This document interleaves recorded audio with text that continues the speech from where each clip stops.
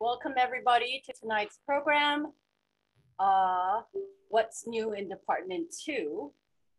I get to handle the most exciting event of the pre-program, which is introducing the sponsors. We have signature resolution.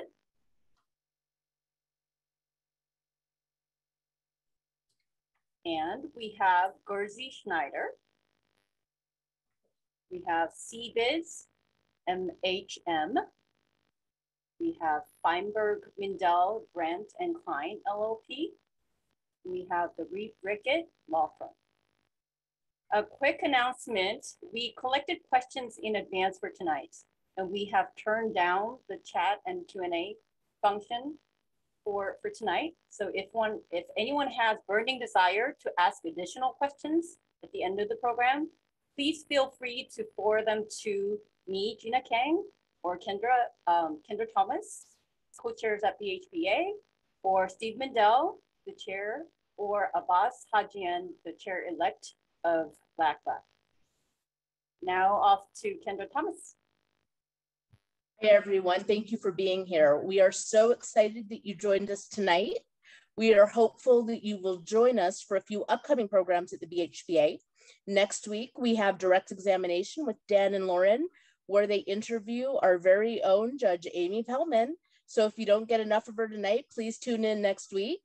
After Judge Pellman, direct examination, we'll be interviewing Ron Broad, Dan Jaffe, and Alexandra Leichter. The end of March, during BHBA's NFT week, March 30th will be a family law presentation on how to use NFTs. In April, please join us for Meet the Mental Health Professionals, and we're excited to see everyone again May the 4th for Meet the Judges Night. And on that, I turn it over to Steve and Abbas. Good evening, everybody. Thank you for joining us. Thank you to all the sponsors. It's great. FMBK, obviously one of the sponsors, so I'll thank myself. But it's the sponsors that make all these things possible. So we really appreciate the sponsors, and we want to say thank you to everybody. On behalf of the LA County Bar Association, we want to welcome everybody to tonight's event. I have the honors of introducing our presiding judge for the Los Angeles Superior Court, Judge Taylor. But before I do that, I just want to mention a couple quickie things going on with LA County Bar. Like Beverly Hills Bar Association, we have our Trial Institute, which is coming right up. And on top of that, we have the Los Angeles County Bar Association Symposium, which will be coming up. So those are our two big events.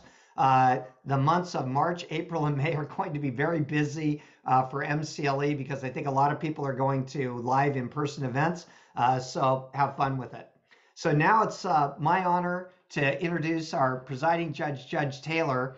And I had to chuckle when I saw that I get to introduce Judge Taylor, because when I became chair of the LA County Bar's Family Law section, I thought, well, I'll give Judge Taylor a call and just introduce him and tell him how appreciative we are in family law that he's giving us so many good judges and keeps family law up and running with court reporters and all of the other resources that we have. And so when I called Judge Taylor, I just wanted to say thanks. And he was figuring on that I had some agenda. There must be some reason why I'm calling him. So I would just say hi and tell him thank you for all these things. And then he was like, and so what do you want? And then I would come up with, I don't need anything. I'm just saying thank you. Yes, but exactly what is it that you want? So Judge Taylor is my new favorite presiding judge, because he is definitely understanding that even though we're all in the same boat with trying to get judicial resources, it's always a pleasure to have somebody that's good at allocating them and is on top of the program. And with that, I introduce to you our Los Angeles Superior Court presiding judge, Judge Eric Taylor. Well, thank you, Steve. And I'm still wondering what you wanted, because nobody ever calls me just to say, hey, you know, you're doing a great job and thank you. And I'm like, what? Okay, there's gotta be something. There's a hook somewhere here. It's my pleasure to be here with you, especially because I'm going to get to introduce I always say that I'm not the talent, but I know the talent when I see it. I'd be a great producer, but not a great actor. I get to introduce Amy Pellman, who I have selected to be the supervising judge of the greatest family law division, the greatest family law court in the nation. and the biggest, I believe. And she is absolutely the right person for it. So deserving. You know, I'll just mix in her background right now since I'm already talking about her. I'm just so proud. Like, the more I read about her, the more I got to know her and know her heart and what she's dedicated to, the more I knew this was something that I needed to do. I am extremely proud of her, and I've gotten to know her and see her working tirelessly to make sure that your bar is served and that the folks that you represent are served well. She's innovative. She's dedicated. She's been on the bench about, I think, 17 years. She was a commissioner for 3 of those years, 3 or 4. It should have been less time. The governor should have appointed you before that. And she spent about 5 of those years I don't call it another discipline. She was in juvenile, working with kids. And then she came back over. She's been recognized with so many awards. She sits on the FAM-JUV Advisory Committee for the Judicial Council as the co-chair of that committee. She's the co-chair of the Diversity and Inclusion Committee for LA County. I named her to that after seeing the work that she was doing. She has awards from, let's see, Southwest Law School for Outstanding Jurist, Outstanding Community Service Award from one of our local law firms. I'm sorry, what is it? The Levine Quinn Family Center, I think it is, right? Levin and Quinn, I'm sorry. And then, she's Family Law Judge of the Year by the American Inns of Court, Southern California Division. She's Judge of the Year for the American Academy of Matrimonial Lawyers. I mean, I could keep going on how many different times she's been named Judge of the Year. I don't think I've gotten those but once, but I'm just saying. But we are so pleased to be sponsoring this with you, with LA County Bar, with our partners there, and with the Beverly Hills Bar Association. I was shocked when I saw how many people were signing up for this, and we were joking earlier about, we think this is all the members of the family bar. But no wonder, because you're getting to see the best of the best and welcome her.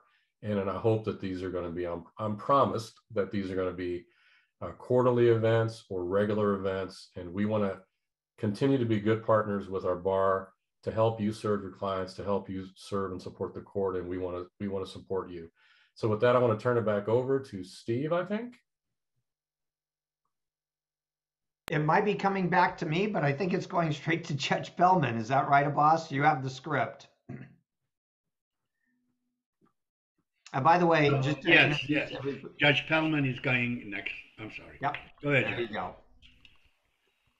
Tony? I'll chime in here. Judge Taylor, I know Judge Pellman is humble and she wouldn't express all those accolades for herself. So thank you so much for joining us and for all of your kind and touching words about Judge Pellman. She has been somebody who's near and dear to my heart. She was the beginnings of my family law career when I clerked for her. I'm also thankful for Jenna, Kendra, Steve, and Abbas. And a real special thank you for our co-moderators, Casey Marticorena and Julie McAlarnen. We've got some great questions from the bar, and we have great access today to Judge Pellman. We looked at all of those questions, and we're going to do our best to answer all of them that are relevant and appropriate. And with that, and transitioning from all the accolades from Judge Taylor, Judge Pellman, I want to ask you and start with, we know you started as a commissioner in family law. You became a judge in family law. You moved to dependency and juvenile. You came back to family law. What made you want to take this leadership role? Well, thank you. And I just want to thank all of you. I can't see you, but for taking your precious time after work, away from your loved ones after a long day at work. I'll tell you, one of the reasons I came back to family law was actually because of all of you. I am invigorated by your passion for your work, your thirst for continuing education, and your willingness to collaborate with the bench. For me, my motivation is inspired by the families that we serve. I think most of you know that my particular passion and interest has always been with our children. And my priority has always been to help our clients or help our litigants refocus when they have children, so that they can really look at what are the needs of the children and the effects on their lives, on the current litigation and for the future.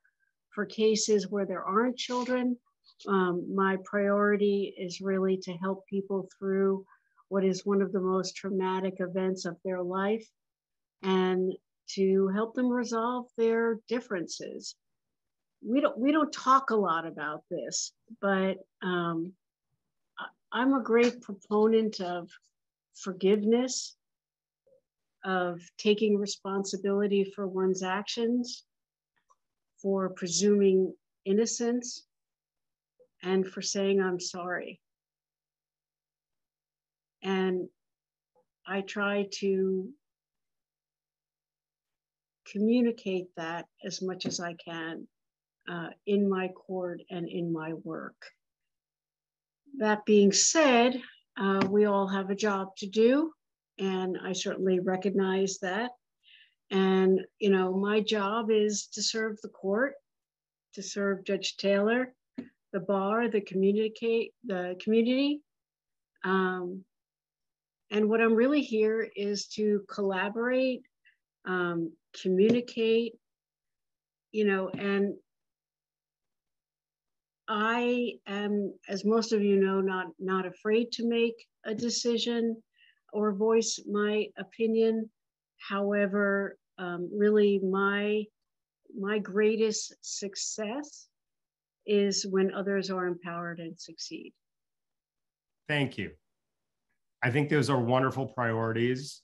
I think you exemplify everything we want to see in a presiding family law judge.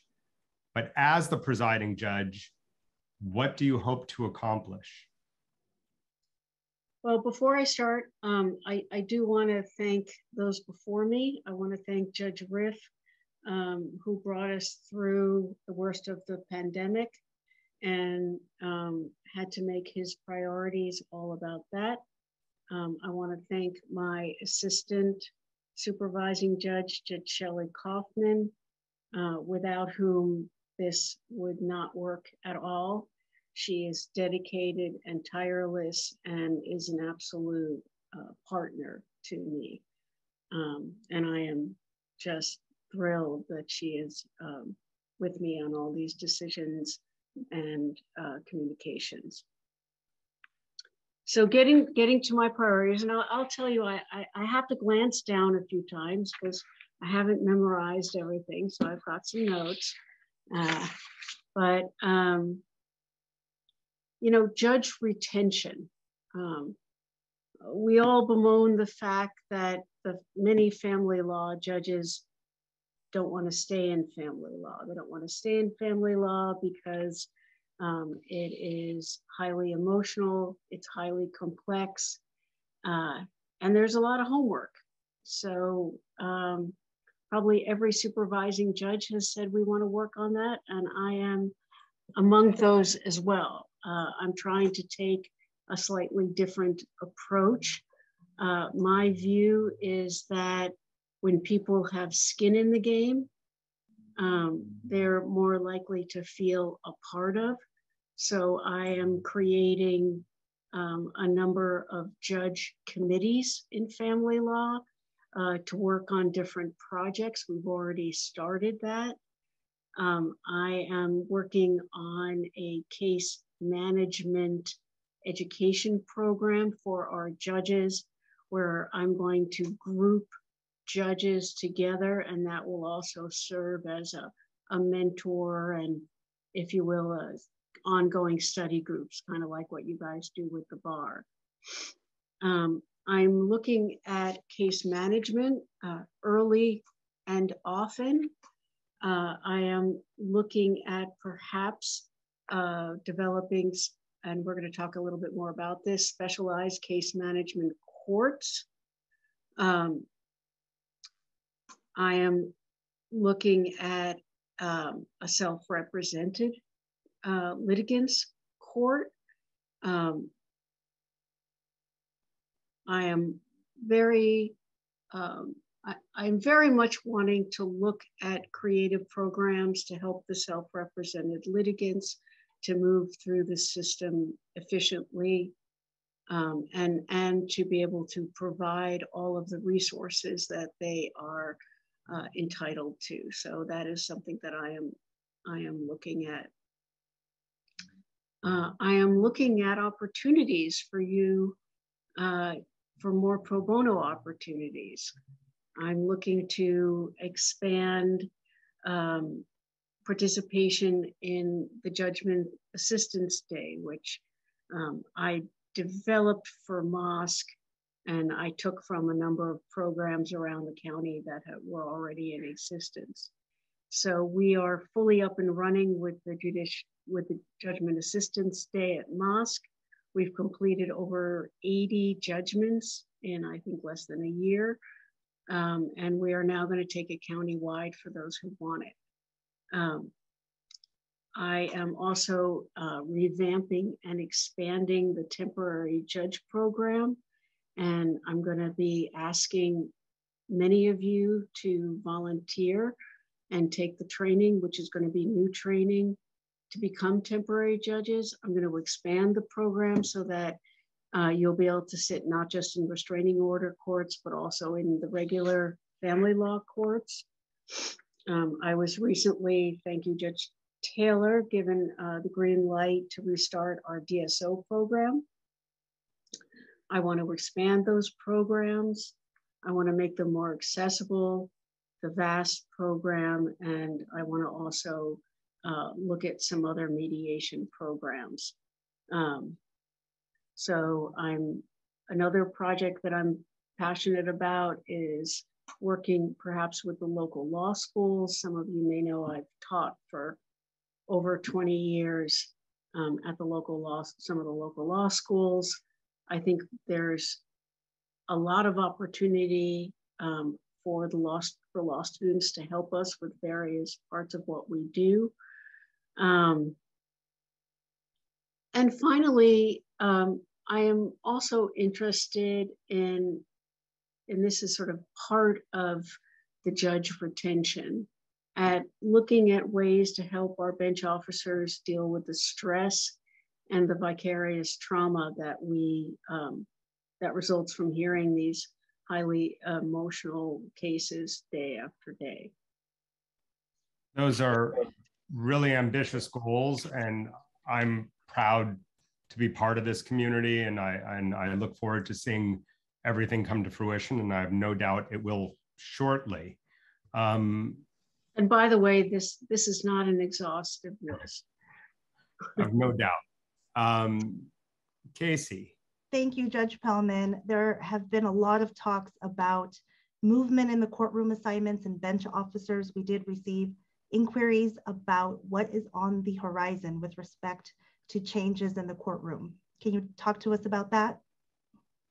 Well, as soon as I came on, there was a mass exodus. I'm going to try not to take that personally, but no, I'm just kidding. Judge Lopez Gis retired. Judge Randy Pacheco retired.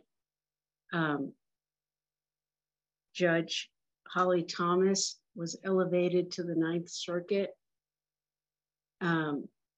We are losing Judge Bruce Iwasaki at the end of this month. He's moving over to civil. And Judge Joe Lipner has been on loan to the Court of Appeal for 3 months till the end of March. So I think Judge Taylor is off the line, but he knows that I have been asking him over and over again for new bench officers, but we can't sort of create them out of thin air. So we're waiting for either other judges from other disciplines to come over or new judges to be appointed by the governor. We will also be getting 2 additional commissioners for the 1058 courts, and that was as a result of a grant that the court received. Wonderful. And on the administration and technology front, can you share some highlights about what we can expect and what's coming in the future? Sure. You know, there was a lot of questions about e-filing, and I'm not going to address every individual question in that regard, especially since part of that is really in the administrative lane. And certainly one of the first things you learn as supervising judge is stay in your lane. So, you know, most of you know, I would hope that we have an email, FLEFileSupport@lacourt.org. And if you have questions, you can email Anna Ruth Gonzalez, who is the just the queen of our court in terms of what she handles. I think she's been in touch with many of you as to these emailing questions. And, you know, I understand it's hard. It's new. It's a new way of practicing law. You know, when we had to move to the judicial bench view and not have our paper files, it was difficult, but I have to tell you that our court administration is fantastic and they work unbelievably hard. We are, you know, to some extent building the plane as we fly it. So we're making adjustments, making tweaks, and things are moving in a direction as well. We're going to roll out e-filing for orders after hearings. Right now, the orders after hearings are sent to the individual courts. Their e-filing is going to be for judgments, surrogacies, all of those different categories of documents that have been the exception. And I'm particularly excited. The judges are going to be able to e-sign or docu-sign, whatever you call it, these orders. So that should take care of a lot of time and make this extremely efficient. Sherry Carter is going to be doing a training at some point pretty soon. They have been working really hard on making improvements to LA Court Connect. They're going to be rolling out a bunch of enhancements that will allow the litigants and the attorneys to really feel more like they're in a courtroom. Perhaps that'll inspire folks not to appear remotely while they're driving on the freeway. We will also be adding staff. They will be adding administrative staff to complete judgments. And by the way, I did ask Anna Ruth what the lag time for completing judgments, and she said that basically it's 60 days. So if there are some outliers, you know, there may be a problem with that particular case, but from what I understand, it shouldn't be more than 60 days for your judgments to be processed. We worked with administration to finally be in compliance with Family Code 6306, which says that we should all be reviewing a CLEX report if there is one on a restraining order. So we were not in compliance for many, many years. And it took a lot to make that fix. So first it started off as a small pilot, and now we are court-wide. What does that mean? That means that every time there's a restraining order, if a litigant has a CLEX report, the judge will know on bench view, will be able to view that CLEX report, and then the CLEX report disappears after a day or so after the hearing, and that is a DOJ requirement. So you're probably asking yourselves, well, what happens if my client has a bench warrant, probation violation, parole violation? Not that any of your clients would ever have that, but in the event that they do, no, they will not be arrested by the sheriff in the court. But what we have worked out, and this is part of the requirements, is the judicial assistant will notify the DA and the sheriff's department, and then they will do what they do. That also goes for the new law SB 320, which is the gun relinquishment process. So if there is the possibility of a gun in a domestic violence case, and it's ordered that there be a relinquishment, then the court should set a hearing within 5 to 10 days. If there's notice and no proof of relinquishment, then the court can find a violation and again refer it to the DA and the sheriff's department.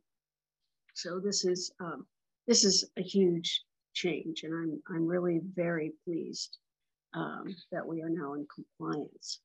I'm also excited on the technology front, and this was, I think, originally Judge Kaufman's idea and some other judges.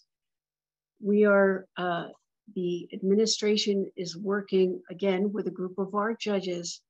We're going to have a QR code, you know, those codes now that everybody uses at the restaurants at menus. Except the family court is going to have a QR code, and they're going to be posted outside the courtrooms, and you're going to be able to access many of the common courtroom referrals. So we're really very excited about that, and I think that will be very helpful to our litigants. Wonderful. So we have QR codes and DocuSign to look forward to. Judge Pellman, there were some inquiries about family court services, particularly mediation, child interviews, and PPAs. Is there anything new to report? Well, yes. You know, it's it goes up and it goes down depending on what is going on with COVID, and our court has been judicious and conservative, correctly so, in my opinion, in, you know, making decisions about in-person and who should come to court and when. So today, Family Court Services has returned to a limited same-day person mediation sessions. These sessions are available to courtrooms by appointment only. There is a limited number of spots for same-day mediations if the parties fail to appear. That's usually for the 10 o'clock spot, and they're limited, but you can ask for that. Other mediation sessions are remote by WebEx. The PPA, there was some questions about that, PPAs. And here's the truth. The truth is that we have lost a lot of staff. A lot of staff have retired, have left. Over 10 people have left, or a few people were promoted. So we're down a lot of people. But Susan Thrall, who's head of family court services, is doing a tremendous job. She is really trying to find all kinds of creative ways to recruit, which hasn't been easy. So if you know anyone who wants to work for the court, send them our way. But they've hired about 5 new people, and we're trying all kinds of creative ways to get people involved. Yes, I know that the PPAs are really far out and sometimes ridiculously far out, and it doesn't make sense. But this is what we have right now. It's not what we want, but this is what we have, and we're all doing the very best we can. Child interviews are still being done remotely on PPAs. The family observation is in person. Okay, so it's a hybrid approach for these PPAs, and when there is testimony, the parenting plan coordinator will, not the parenting plan coordinator, the FCS specialist will disclose what interviews were remote and what interviews were in person. I think that about answers it. Thank you, Judge Pellman. Okay, I'm not quite sure how this subject got assigned to me, but one of the hot topic issues, let's call it, that we received a lot of questions about, of course, relates to domestic violence and the effect that it's had on the court system. Can you touch upon that for all the viewers? Well, can you touch upon that? That it keeps us all very, very busy. And in the past few months, I don't think I've shown up to court without a surprise. Sorry, counsel, just so you know, I have a DV matter I was not expecting this morning. So it's an issue. I don't have all the answers. I have some ideas, but I want you all to really understand what the issue is. Back in 2005 and 6, when I first started in family law, restraining orders for a 20-minute hearing, if that. Now many of them are being deemed long cause. I'm using the old term for the dedicated trial courts, but the dedicated trial courts, I know I like long cause better too. I did an anecdotal survey. Between 30 and 50% of the dedicated trial court cases are restraining orders and civil harassments. So if you're wondering why your custody case is going to take a couple of extra months, or your property division case, as we all know, Family Code 244 gives those cases priority. They jump the line, okay? So if I deem that it is a case that the home court cannot handle, and it goes to one of our long cause, and it has to be handled that day, and you're about to go to trial on a property issue, you're out of luck, because it has to be heard, and it should be heard. So, we are, as Judge Taylor knows, handling domestic violence restraining orders, civil harassment, elder abuse, workplace violence cases, gun violence, and I don't know if I said elder abuse also. Yeah. So many of these cases, especially in the districts, are taking up the majority of court time. They're not that legally complex, but they're taking up the airtime for our family law courts. And that's a real difficulty for us. I will tell you that I've got a meeting set up with the ADR programs for civil harassments. I'm going to try to expand that program. I'll see if I can be successful on that. If anybody has any other creative ideas, I'm always open to that. We've been very fortunate, again, with Judge Taylor. We were able, since I became supervising judge, to get an additional restraining order court in Long Beach. We have another restraining order court in Van Nuys, which is also helping the Chatsworth cases. But if you look at the calendars, the majority of those cases that are being handled are restraining orders. And people need restraining orders. Do they need a long cause hearing? I don't know. But I think that in many instances, it's certainly up for discussion. And I certainly would like for the bench and the bar to talk about this issue together. So to that point, I somewhat hesitantly ask, but I'll ask it anyway. Is there anything specific other than, I imagine, being more precise in our presentation of the evidence to the court that the bar can do to help alleviate this issue?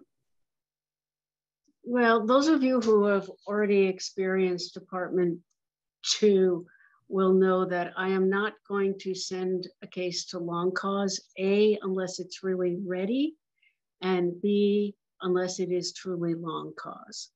So I am going to be asking for offers of proof.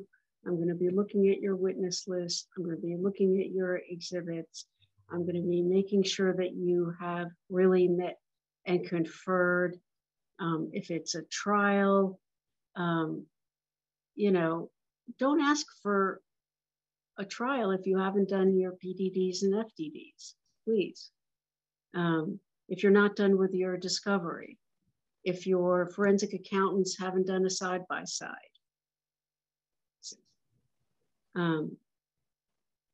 That will also be part of the training that I'm hoping to do for the judges.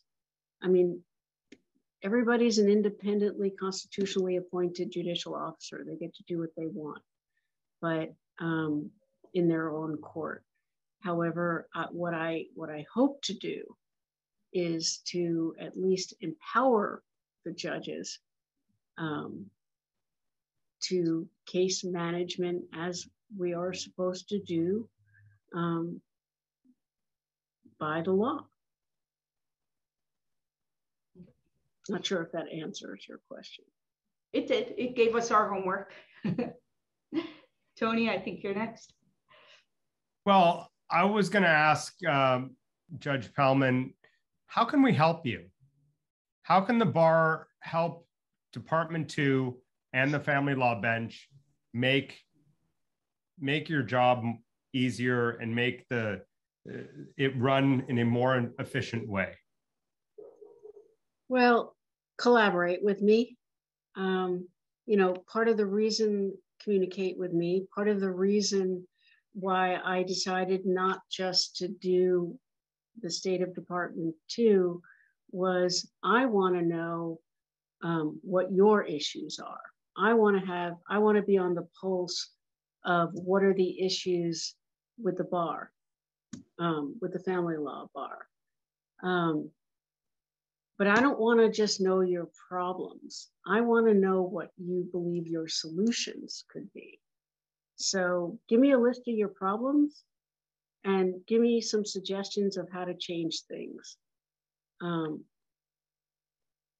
One of the things that I'm really hoping also, as I said earlier, is that, you know, you all start to do some more pro bono work. You know, family law is one of the only areas where you have unrepresented and represented. In a lot of states, the unrepresented are represented in family, but not in California for whatever reason. So you might ask yourself, you know, well, I'm really busy. It's hard enough. Why should I do pro bono? And I guess what I want to tell you is you are providing a much needed benefit for your community. You have legal skills that are in great need, and our public funding is incomplete.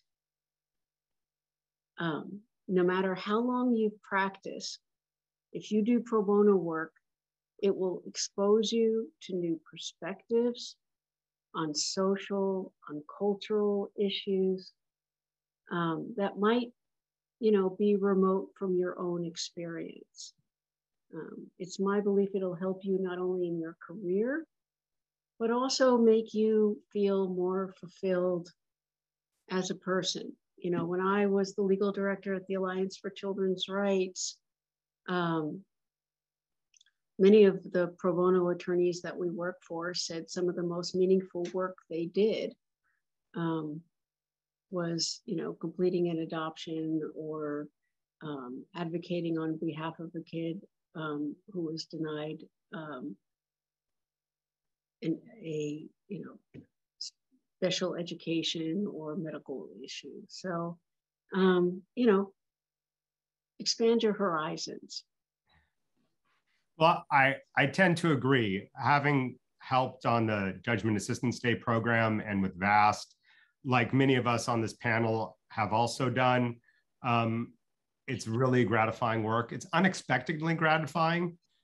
We don't always have to do 40, 50-page judgments. Some of these Judgment Assistance Day judgments are very uncomplicated, and we're helping litigants who really need, who can't get their own judgments done, who might have a 15-minute trial. And I can tell you, for me personally, it's been very gratifying.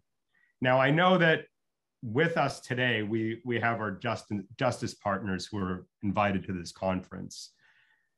They're a pretty large and important part of our community who often communicate with self-represented litigants. Many of us, I'm sure we all have cases with self-represented litigants who are on the other side.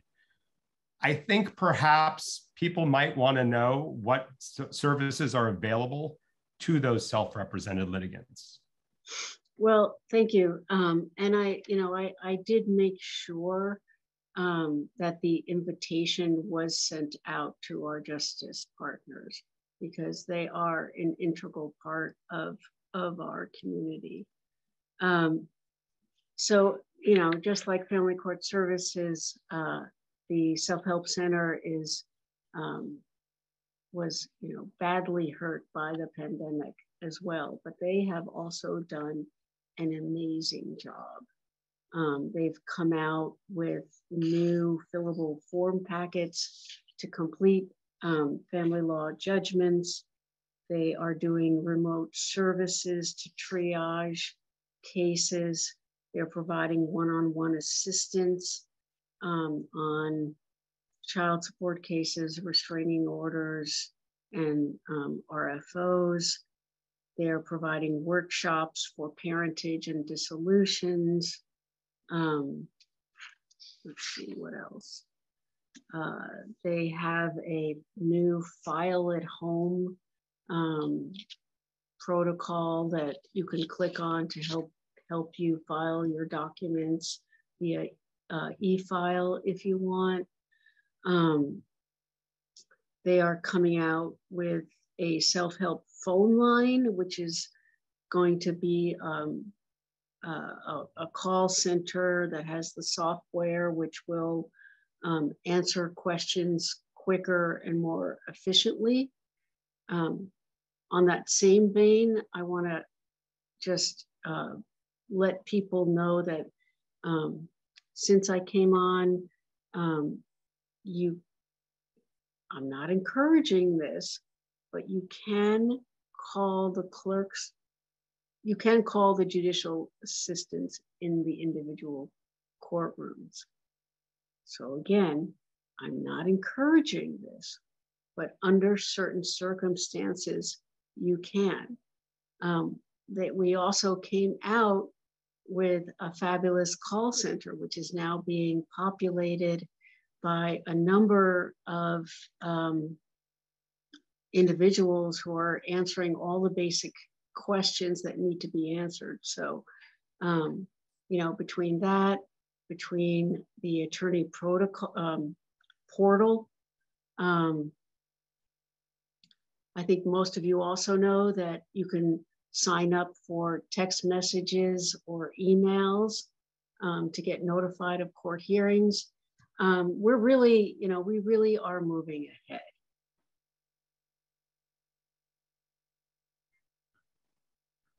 So one quick follow-up question from, I heard you mention earlier, we talked a lot about case management in general, but I heard you mention a case management court. Can you talk a little bit about that for everyone? Well, you know, I'm in the think tank stage right now, but it's more than an idea right now. And, you know, I'm looking at perhaps a case management court, which would identify issues early.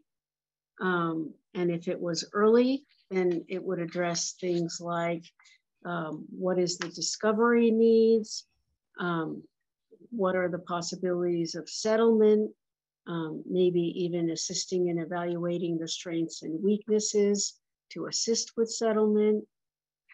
If a case came to the case management court later, identifying what the obstacles were for staying on track towards resolution of the case, you know, what are often called the distractors, and identify what those solutions might be to those distractors or those obstacles. And because as all of you know, sometimes it's just that one issue.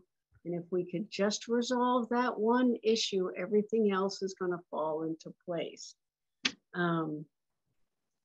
If it's later in the game, then we might be looking at trial readiness, compliance with trial orders, motions to strike, motions in limine, so that when the case is actually really ready for trial, you go and you get your trial.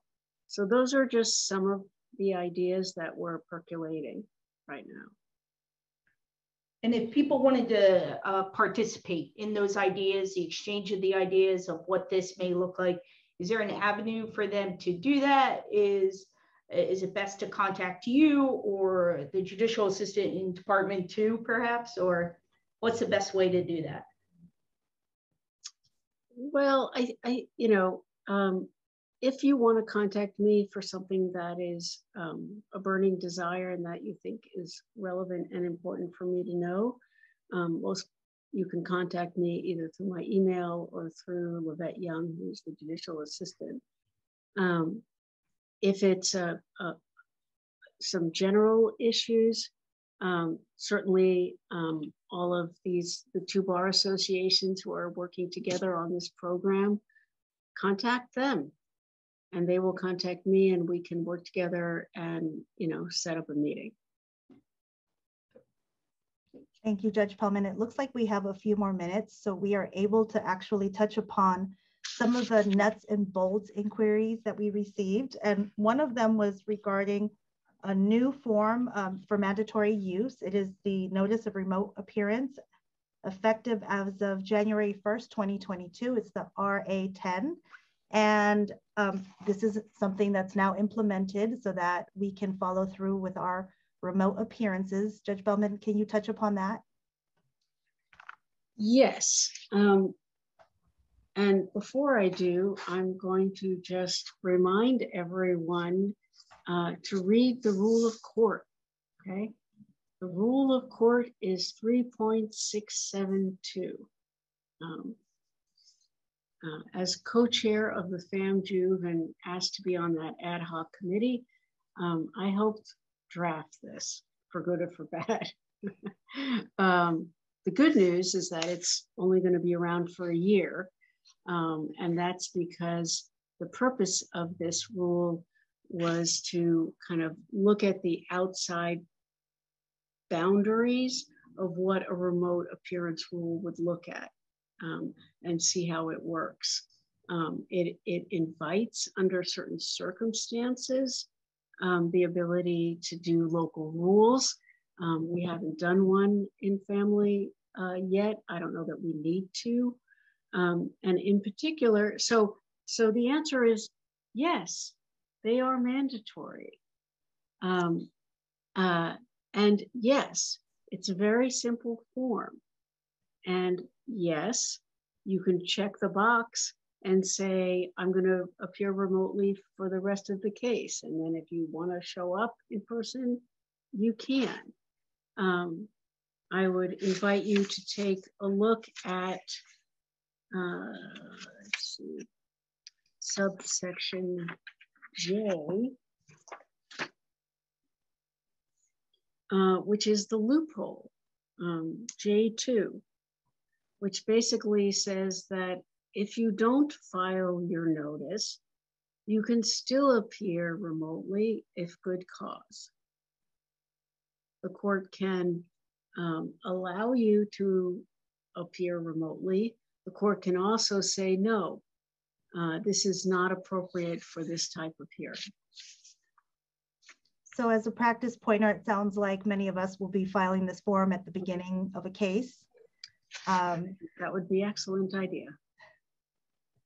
And we have a few more minutes, so I'll ask another nuts and bolts question. There's also been a lot of talk about continuances and how easy or difficult they are, even if it's uncontested.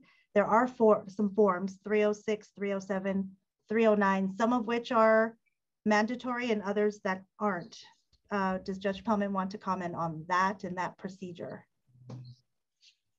So, I think the question was, why can't we just do what we used to do, which is call the clerk and get a continuance? And I'll tell you what the answer is. The answer is that the government code says you can't do that because you have to pay a $20 fee, and all the other disciplines pay a $20 fee, and we just weren't enforcing that for a while. So that's one small issue. The second issue, which I think is of maybe greater import, is that if Attorney A calls and says, Attorney A and Attorney B agree to a continuance, what is the first of all, does the JA know that Attorney A is really Attorney A? And do they have to then call Attorney B and make sure that Attorney B really said they would agree? So that's what the problem is, okay? Now, I think that there is a very simple solution to that that hasn't been taken advantage of. And actually, we talked about this amongst the moderators. Family law, the Judicial Council Form FL 308 is a stipulation to a continuance. So you want a continuance, you all agree, call the JA, ask if the date is good, file your FL 308. You want a continuance and it's less than 45 days, file a 306 or a 307 if there are already temporary emergency orders. Make sure you file the 309 because that's mandatory. Those are requests to reschedule your hearing. If you do that, it essentially acts like an ex parte because it is sent to the courtroom for the court to rule on it. Now, I'm not exactly sure why we haven't been utilizing those forms. I always find that reading the forms is, I just learned so much about whatever discipline I'm looking into by reading the court forms, but they're really helpful. If it's prior, if it's more than 45 days, I know that Judge Riff developed the FAM 218 local form, which is also just a very simple form asking for continuance. Wonderful, thank you. And Steve or Abbas, you can tell me if I have time for one more quick question, or if you'd like to step in. You've got all the time in the world, Casey. Yes. Nobody, I guarantee you, while Judge Pellman's talking, no one's leaving. Okay, great. So Judge Pellman, while I have your ear, I'll ask, there were some questions about trial assignments, specifically if we are sent to, if Department 2 is going to set us to a long cause department, are we going to be able to go that same day, or are we most likely going to be going to trial on another day? Well, that's a good question. So most likely you're not going to go that day unless you're a restraining order. And that's because our dedicated trial courts are incredibly busy.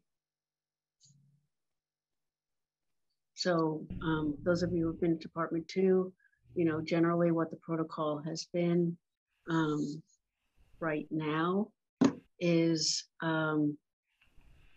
you get an assignment. I tell you to call the JA by 4 o'clock, a joint call, and you set up a status conference. Thank you. There were several inquiries, and we're talking about maybe setting something like this up on a quarterly basis so that we can keep in touch with Judge Pellman and tell her what's on our mind and hear from her with respect to the court. But at this time, I think I'll turn it over to either Steve or Abbas. And thank you, everyone. I just want to thank everyone for participating. I want to thank my wonderful moderators, the LA County Bar, the Beverly Hills Bar, and special thanks for Judge Taylor for not just his introduction, but hanging in there and watching for an hour. And before I kick the ball over to Abbas to say goodbye to everybody here, one thing I've been getting a lot of text messages all of a sudden saying, oh my God, all those form numbers, and I couldn't get all those form numbers. So I just want to let everybody in television land there know that between Gina, Kendra, myself, and Abbas, we'll get all of those form numbers. And then since you all have emails, we have all of your emails, we'll talk to Gina at Beverly Hills Bar about sending out an email to everybody saying, here are these forms for remote appearances and continuances, and read them and wheat, that type of thing. So without further ado, Abbas Hadjian, our chair-elect for the LA County Bar Family Law Section, you want to take us home? Thank you. Just tentatively mark your calendar for May 26th, which is the last Thursday of May, for meeting again with Judge Pellman, provided her calendar would allow. Number one. Number two, I wrote down about 10 or 15 questions through listserv, and practically, Your Honor, you responded all of them, so there is no other questions from me. Don't forget the flat program is next Wednesday, so I would just take advantage of that.